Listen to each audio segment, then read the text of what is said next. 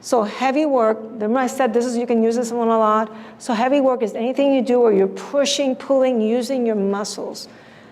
If kids are angry, the one I use the most for them is called arm pulls. For some of them, it's arm pushes, arm pulls. So everybody do this. It's very simple.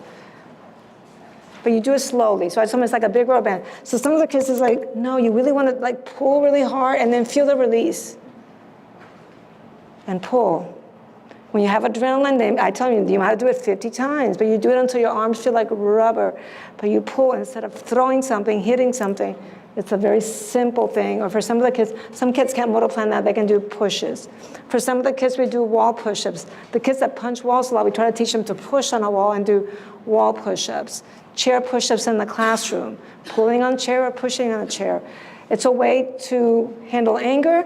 It's a way to calm the body down.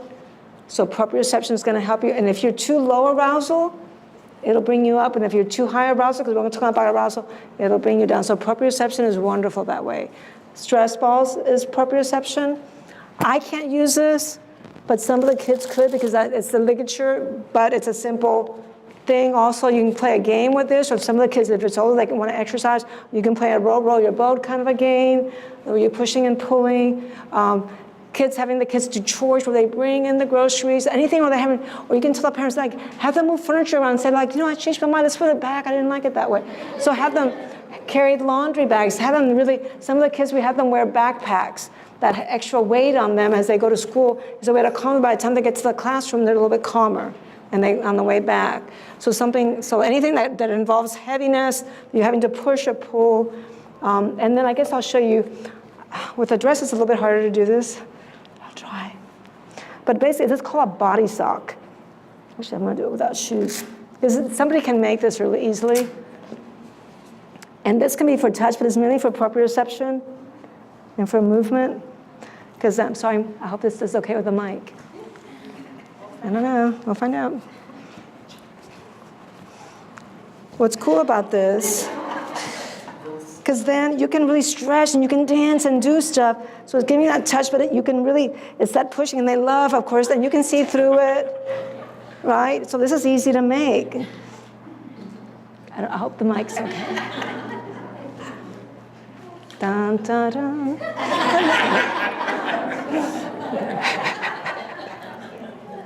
So a body sock, anybody can make that. And so it's a fun thing. You can make it smaller, little. The other thing, my other little bag of tricks, and I have longer ones, but it's a little tunnel. And this is just material. This is the collar of a t-shirt, like a normal t-shirt. I dropped your thing. But anyways, so we play games, they crawl through the tunnel, but it can also be a little calming thing, like watching TV or something, because you can make it smaller like this, but then I have long ones that they crawl through. So again, it gives them that stretchy give, and it's a way to, we have them push a ball through there and push it back or crawl through. You can get them different sizes. It's just make sure you just buy it and buy a yard or two or whatever you need. Just another simple, cheap trick. Okay, I'm wondering also, Dolly, if we should pass out some of the, no, we're going to get to fidget toys in a minute. I want to pass out some of the tactile toys that we have. So proprioception, deep breathing.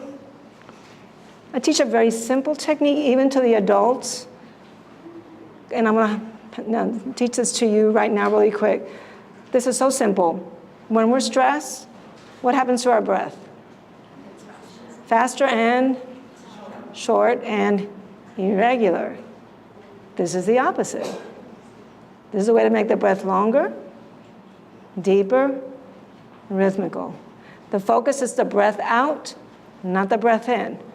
You let all the air out, and then what happens is your lungs want to take that nice deep breath naturally. Then you just allow the breath to come in.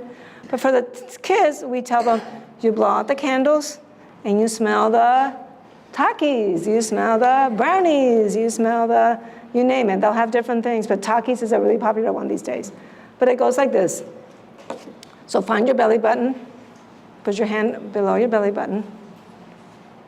Okay, so we're going to blow out to a count of 8, and then you're just going to let the breath come in. As you breathe in, you want to make your belly expand. Now, for our kids, it's really hard. Sometimes, it took me a while because I didn't have good control. I put a bit, sometimes I'll have them lie down when they're learning this, and I put like a little stuffed animal here. But we're gonna blow. So everybody take a breath in together. And then blow it out. 2, 3, 4, 5, 6, 7, 8. In. And blow it out. 2, 3, 4, 5, 6, 7, 8. In. 2, 3, 4. And again, in, not up here, in here. And that's what's hard to learn.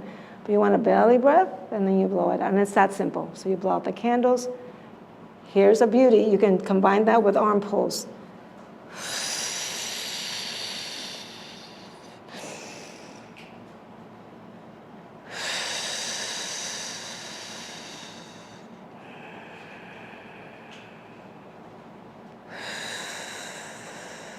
Our most popular technique for controlling your anger is the arm pull combined with the deep breath, because it really does it.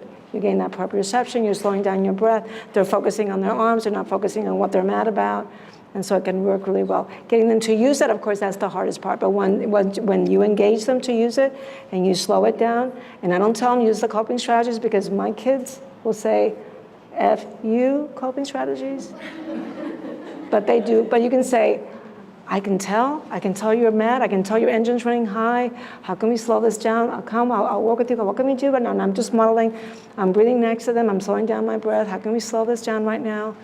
I can tell you're upset, how can we slow this down? Come on, how about if you do this with me? Let's go to a wall, I'll do it with you. How many can you do? I can only do 10. Can you do more than me? You engage them that way, you'd be surprised, and all of a sudden it's like, what do you notice? I feel better. Oh, how do you notice that? And it's amazing. It's amazing to have them take control, for them to be aware. What did you notice? What do you notice now? And then later on, we'll talk about what did they notice when they were getting mad? What did they notice after they did the strategies? Not in the moment, but later, when I see them later in the week or whatever. Does that make sense? So that's how you engage them. But this is a really simple technique. I teach the adults that, and then sometimes I'll amplify it, but for the adults, teach them the same thing, but not blow out the candles. I'll teach them to do a mantra, or I'll teach them just to count 8 and 4 in. So for a lot of the kids, they're really sensitive to sound. So using music, we use a lot of earplugs. All the units have noise-canceling headphones, inexpensive ones. You can get them at Harbor Freight. Is that what it's called? Freight? It's a place that sells like tools and stuff, and you can get like these noise-canceling headphones for like $3 or $4, or like $4 or $5 actually. So we have those. We have earplugs that the kids can wear. They do have they can check out MP3 players and the music. We've picked out the music that they can listen to. And then toning and humming is, especially for the kids on the spectrum, if they're having a hard time, I'll actually hum at whatever pitch they're yelling at. They're like, ah, they're like, ah, or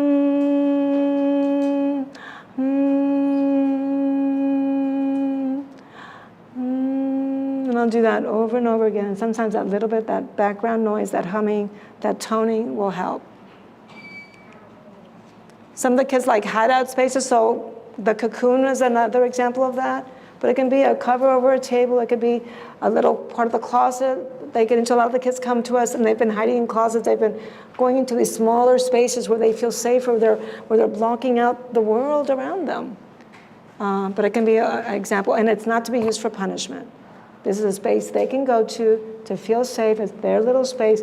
They feel safer in these smaller spaces. Not all kids. For some of them, it feels confining, depending if they have a history where they were confined or something. But for some kids, that smaller space makes them feel safer. And the keys to success is you find 1 or 2 strategies that works for that particular child. You practice it daily. So we're getting the kids to start practicing arm pulls, like not when they're mad, but all the time. What if you practice it? What if you practice deep breathing? If they have anxiety, try to get them to do the breathing exercises every day. Model it for them. You can combine the strategies like I did with the arm pulls and the breathing. Of course, you want to catch the kid at the beginning of the behavior, not when they're into a big meltdown. It's not going to help them. You want to catch it at the beginning. And you don't expect it to work 100% of the time. If it works 10% of the time or 25% of the time, I'm happy. That's 10% they're not being aggressive, or 25% that they're controlling themselves and feeling better about themselves because they control their behaviors. So you don't expect it to work all the time. That's why you have a couple of them. So I'm going to do this thing now called grounding and orienting, because I think it's very useful as well. Actually, I was going to do it after the YMCA, but y'all looked like you were at just the right level of arousal, so I didn't want to change that. I do this, I learned this from somatic experiencing. I do it with the adults, and every child that comes to my clinic, we do this before we even do therapy. For the kids that are lower functioning, we do it very simple, like find your feet and touch and squeeze them and find your hands. But everybody close your eyes real quick. I'm gonna do it really quick so you don't fall asleep on me, but close your eyes. And then become aware of your feet. Just notice what they're touching right now and how they feel under you. Become aware of your bottom or your seat on the chair. Maybe you can notice if the surface feels hard or soft right now. Notice your hands. Notice the shape they're forming right now. And maybe you can notice the temperature of your hands. Become aware of your breath. And just follow it in and out. Just follow the rhythm of your breath as it goes in and out. Open eyes. And look around the room and find something that you like or something that catches your attention. Make sure your head really turns. This is called orienting, really important for hypervigilant. Individuals that are hypervigilant, they have an incomplete orientation pattern. So if they can orient on their own, so I teach individuals with PTSD to go to their AA meetings and literally pick a spot to sit and actually really orient. So they're checking out, that's what mammals do to make sure they're safe, that's what we do. And unnatural, we don't realize that orienting is a big important, so this is orienting, it's moving eyes and head around so you know where you're at. It tells your brain, I'm safe, I know where I'm at. Close eyes again. Track your breath again, in and out. Maybe this time you can notice the temperature of the air as you breathe in, or what expands in your body as you breathe in. Become aware of your hands again. This time noticing maybe it's just the thumb of each hand. And now the pinky of each hand. Back to your bottom. Do both sides feel even where you're sitting? Back to feet. This time noticing the tops of your feet.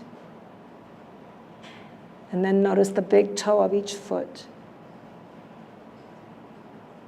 And then here you are. What do you think? How do you feel now? Did it get you sleepy? Did it get you relaxed? Some people get more anxious, but most people get more relaxed. What this does is it makes you aware of your body.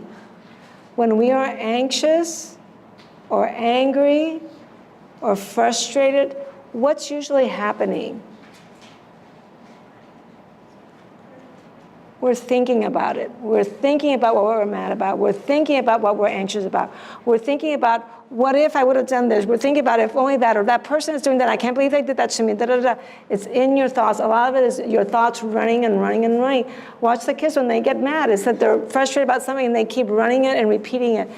This gets you in the present moment. It gets you right here, right now, in your body. Take a break from your mind, what some people call the monkey brain, and that gets you to right here, right now, in the body.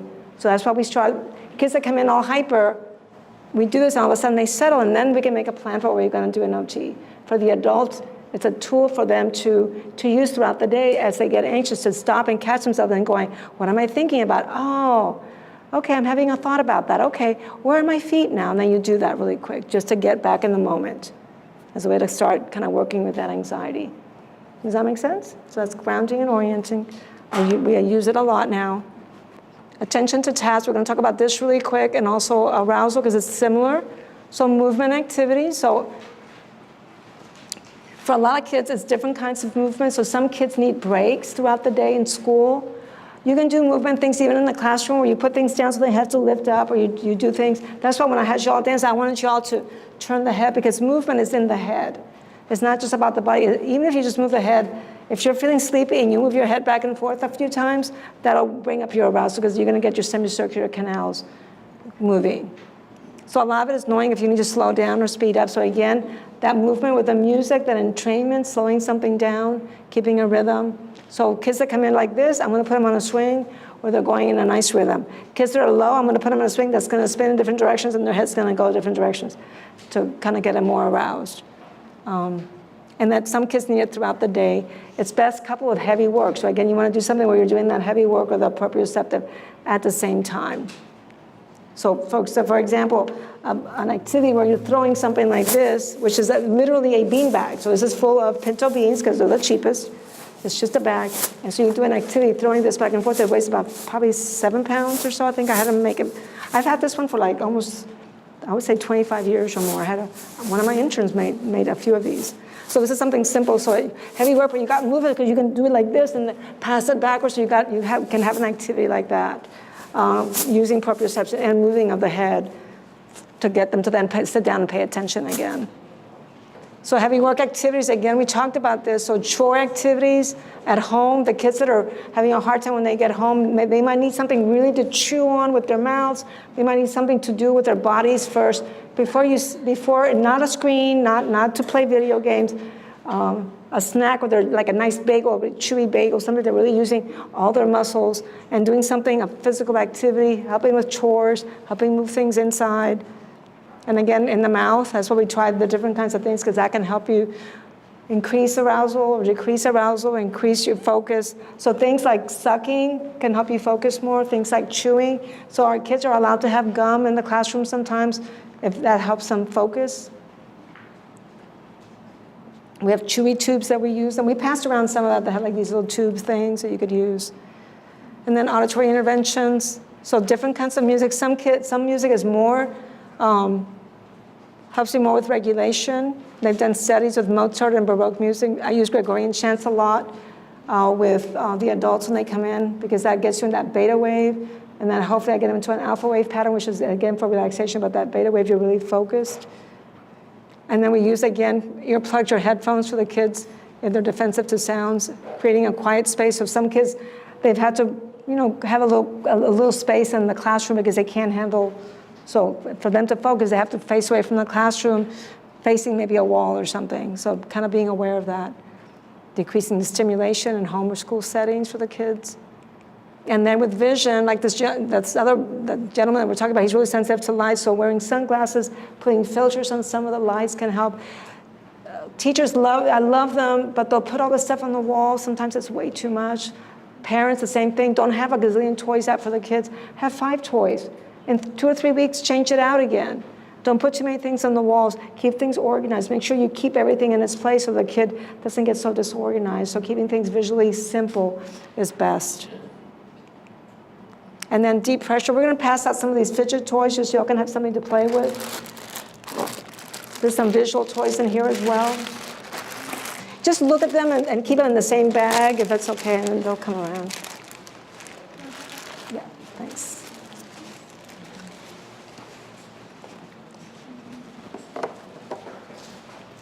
An original Slinky. I love these. These are so much better than the plastic ones. And then I found this toy. If you can find them, I have 2 of them. The kids love it. It's called a hootie owl. And I think they made them in different things, but they're weighted, and they have lavender. And so they're nice and cuddly. But the lavender, you warm them up, they can be warm. So I've used it with kids that are anxious. I've used it with kids that are having to calm down. Or when they get in the cocoon, sometimes they'll want to play. So just be aware, like as they came in different sizes. It was one of those things that came out around Christmas time, but they might still have it on. Or you can make something like that. Some people say you can just put like in a sock or something, put some lavender, put some rice, and you can warm it up. So you can look at the hootie owl. So some kids need fidget toys to fidget with, and that helps them kind of focus, having something in their hands.